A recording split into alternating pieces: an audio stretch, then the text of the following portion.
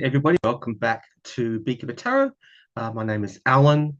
Thank you so much for joining me, and thank you so much for the comments and for liking and subscribing. It means a lot to me, guys. So thank you very much for sticking with me in these crazy times. And they are crazy, let's face it. They're just crazy. It's a smorgasbord. It's a smorgasbord of bullshit. Everywhere you look.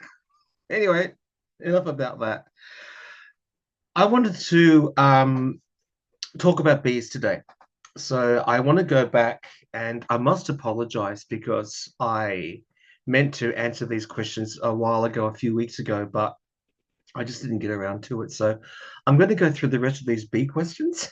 And yeah, so this is just a bit of a bit of an Alan raving about bees today. So I hope it's okay. All right. So Sharon K was um, talking about bees and what do you do as a beekeeper, and I kind of answered that when I was doing my drive, and I basically said that when you're a beekeeper, you're just a dad. You are a doting parent, and it's everything from looking after them. You have to provide a safe environment for them. It means you have to do tests for them, like you've got to check for Varroa, and I can talk about Varroa a bit later on. But Varroa has been in the States and it's been in New Zealand. It's been in a lot of parts of the world now, I think, for at least 20 years, but it arrived in Australia probably about 3 years ago, and it's just decimated beekeeping, especially up in Newcastle, which is probably about maybe a couple of hours drive north of Sydney, that whole area. That's called the Hunter region in New South Wales, just for your information. But the policy on Varroa used to be that you had to destroy if you had Varroa.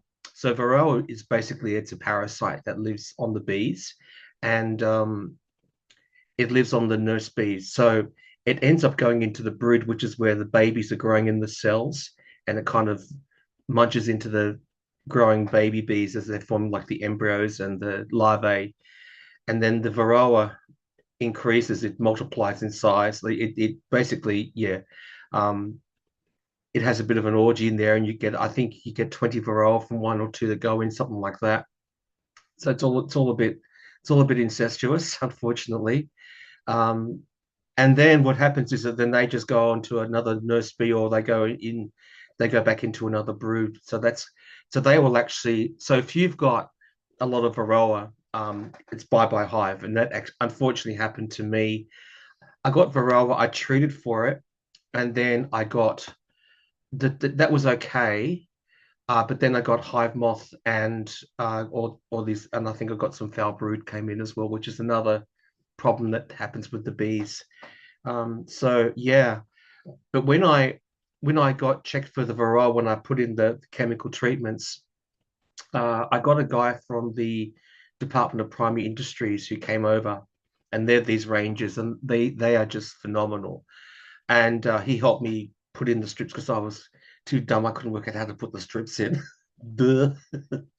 Yeah. Anyway, I got those in there, and he said to me that I was lucky because if I left it a bit longer, like a week or two longer, the hive would have collapsed. So anyway, that's a bit about Varroa. So basically, can humans do much stuff to help the bees? Well, yeah, basically, you can become a beekeeper, obviously, but you can also just provide bee friendly environment. So you can grow things like lavender or basil that bees love. And I will get around to it. I want to do a section on creating bee friendly environments. So you don't have to become a beekeeper. But there's just stuff that you can do, but I'll talk a bit more about that later. So bees are really attracted to flowers that are yellow, white, lilac, purple. From memory, they don't really see the color red. So if you've got red flowers, they're not generally attracted to them, and they tend to like bell-shaped flowers as well. And I think that's because when it rains, if you've got a bell-shaped flower, they like to sort of crawl into the flower, right? So a problem is when you get a lot of rain, the rain can wash away the pollen, which is what the bees get. So that's another story. So there's a lot to it. But basically just be friendly, like just don't use chemicals. If you can, what I do is so I've got like the basil, which I've showed you the basil, the perennial basil, and it just grows and grows and grows. And so what I'm actually doing now is I've got my little basil plants, and I'm propagating it, and I'm just giving them away to people. So yeah, if a friend of mine drops in or I catch up with someone, I'm like, here, have a basil plant. And that way and it's basil, you can eat it, you can use it, it's basil, and the bees love it. So that's what I'm doing. It's a little thing, and I'm propagating it. So it's not costing me much money. I just got some soil and I did the propagating video, and that's what I'm doing for that. So that's some stuff that you can do. Um, you wanted to know more about the queens. The queens are interesting. They are quite large and they live in the European honeybees, which is the bees that do the collect the honey. Um, the queens live for about 5 to 6 years. So the workers live for about give or take 2 months, and the drones, so they're the boy bees, they live for about maybe 3 or 4 months, something like that. Don't quote me on that. It's around that time, and the queen bee lives for about 6 or 7 years. And all she does is she just lays eggs. So what she does is so the queen, so when the bees are making a queen bee, they feed her this thing which is called raw jelly, and it's a special concoction, and it makes the queen bee. So the queen bee is larger, and she's got like a larger abdomen. So she's a lot more kind of elongated because she needs that long abdomen to get in there and get into those cells and um, lay the eggs, right? That become the larvae that become the bees. So what she does, and I'll go into this in detail later, she goes up into the sky, uh, and she just has an orgy. She just gets on with all the male bees, and that's another story in itself. So she has a really good afternoon of passion, and she just gets next, next, next, next, next, right? And I'm being serious. This is what happens. I know I'm not being rude. Well, I am being rude, but this is actually what happens. And so the queen will, so she goes through that, and then she kind of comes back to the hive, and she's like, "Oh my God, if I see another male bee again, I'll be dead." Do you know what I mean? Because she can't walk because she's been, doing the thing. God love her. And then all she does is she lays eggs. That's it. And I'll go more into that later because there's a funny, well, not funny if you're a guy bee, but the drones, their job is they can't feed themselves. They're pretty useless, right? These are the boy bees. So as you can see, there's no toxic masculinity here, which is good. But all the boy bees do, the drones, their job is to impregnate the queen bees. That's it. So they do their thing and then they go back. But what happens is when they're not needed, um, the workers will just throw them out. Bye bye. Don't need you now. They get thrown out, and then they'll either get eaten by something or they'll die because they can't feed themselves. They can't fend for themselves. So, and I'm pretty sure they can't sting. Yeah, I'm pretty sure they can't sting. Um, so yeah, so it's not good being a boy bee. You can have a bit of fun, but yeah. So that's a bit about that. So when the queen dies, so what happens is that when the queen is getting older, the hive will begin to know that she's not laying as much eggs as she used to and whatever. And what they'll do is they'll get together and they'll say, "Hey, we need to make a new queen, right?" And so what often happens is that they'll build they'll build about maybe 5 or 6 queen cells, and depending on where they build the cells in the hives, depending on what the need is for the colony, and that's another thing as well.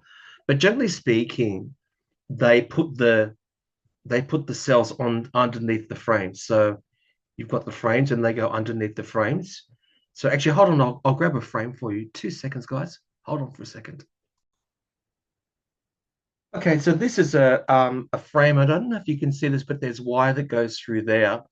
You can get frames that have the wax already on there, and I tend to get these. But what happened with these ones is that when my old frame um, disintegrated, had all this mash, all this crap on these frames when the my first colony died. So I probably won't use these again because they're a bit gungy.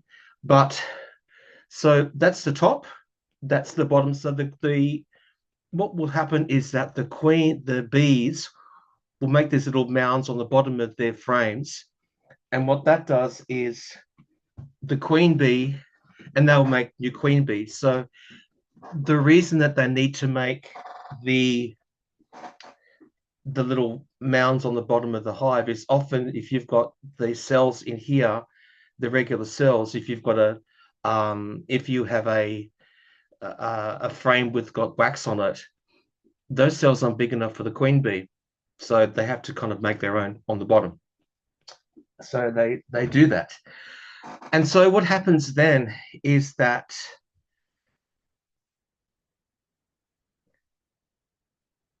so they make they yeah okay so they make the frames. I'm just trying to make sure I say this in a way that's not too well, a way that's easy to understand, and I'm trying to get my head around the sequence of events. So yeah, don't mind me. I'll just have some more coffee, shall I?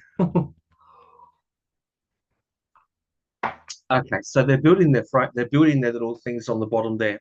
Now, there is a queen and bee in the hive, right? So what she will do, she'll go, "Hey, hey, what are you doing? You want to replace me?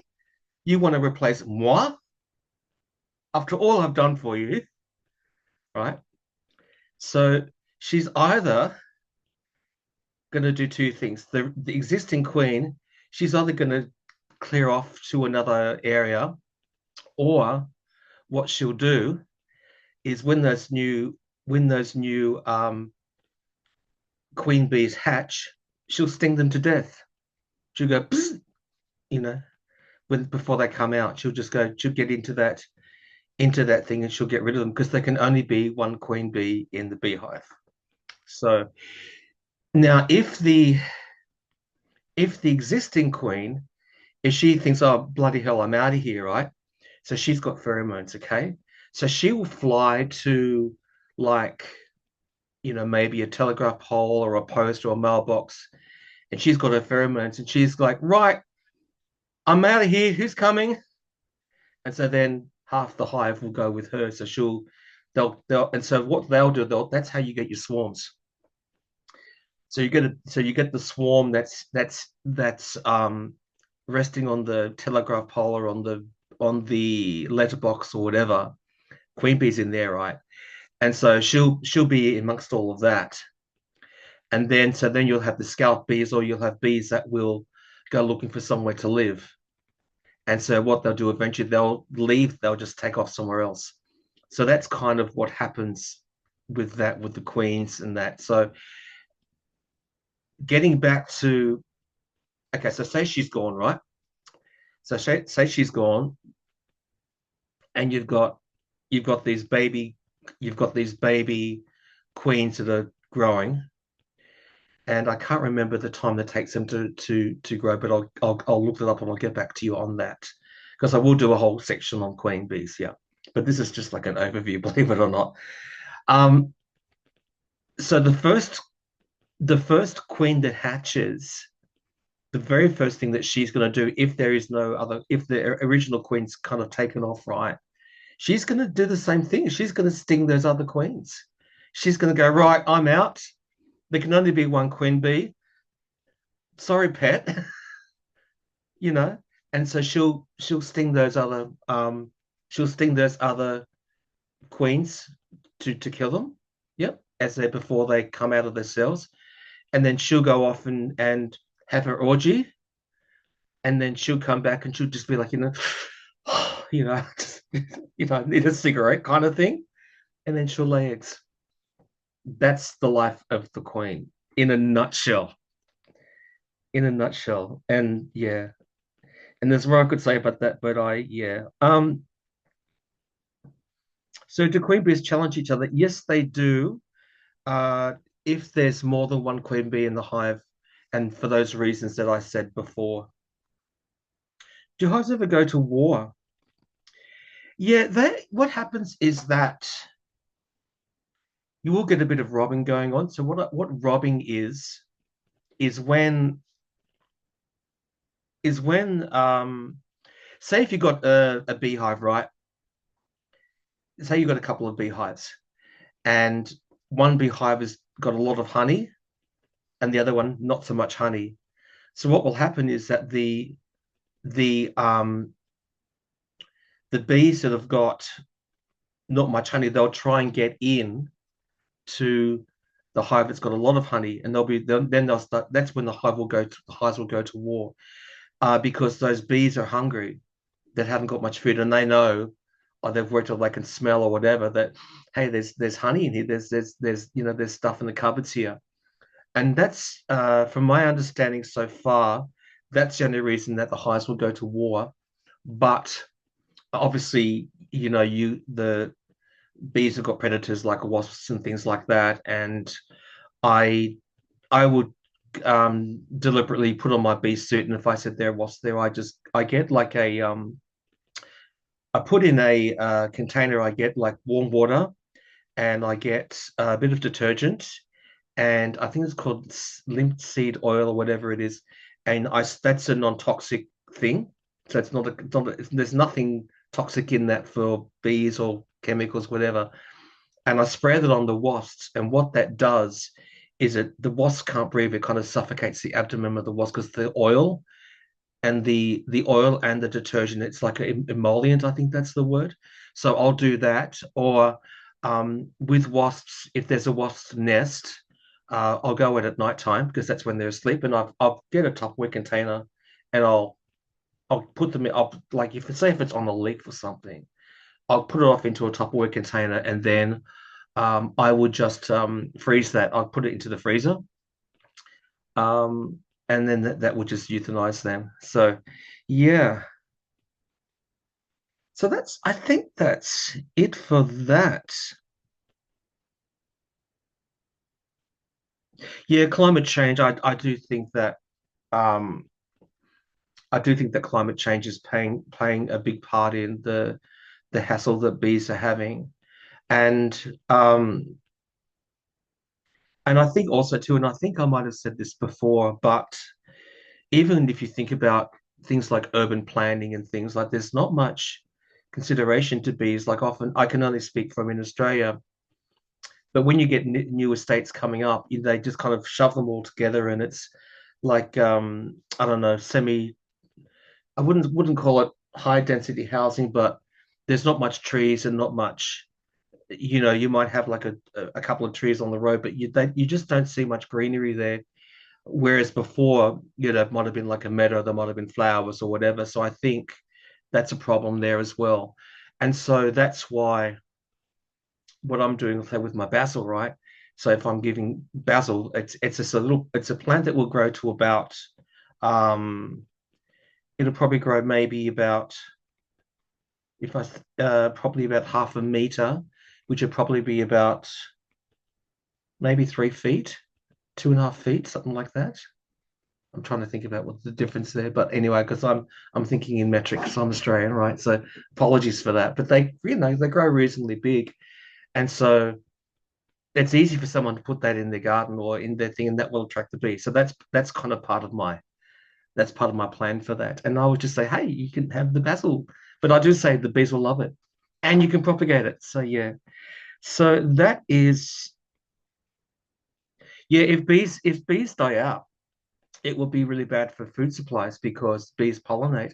I mean, flies pollinate, wasps pollinate, um, anything that kind of flying insect, it will pollinate.